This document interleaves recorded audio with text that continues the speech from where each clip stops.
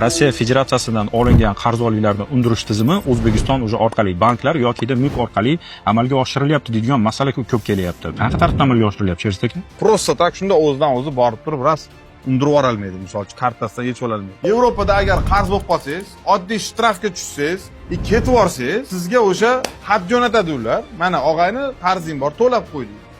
Agar to'lamasang deydi, biz senga viza bermaymiz qaytib.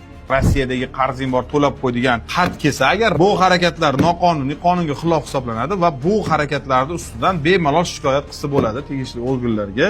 Ko'pchilik nimaga o'rgangan, bundoq uzun qog'oz bo'ladi-da, oxiriga tushib turib bitta galchkan bosadi, salom alaykum deb bosaveradi. Agar realni, misol uchun qarzni to'lash imkoniyati bo'lmasa, qo'pol qilib aytganda, menda yo'q hech narsa, mana otib tasha deydi-yu, o'shanaqa holat bo'lsa, o'shanda haqiqatda o невозвратный dolg bo'lib qoladi, ya'ni qaytmaydigan qarz bo'lib qoladi.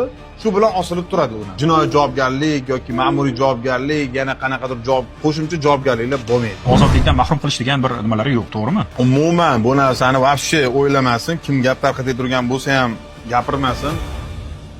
Zalotaya korona jo'natgan bo'lsa, jo'nataveradi u. U любой, siz Ispaniyada bo'lsangiz ham o'sha yerga ham jo'natib yuboraveradi. Chunki o'zini ishini qilyapti. Olishidan oldin men qaytarmayman, короче, kidach qilaman Zalotaya korona deydigan fuqarolarimiz ham ko'p. O'sha fuqarolar mana bizni ko'rsa, agar sizlarga murojaat, aqlinglar yetsa qarz olinglar.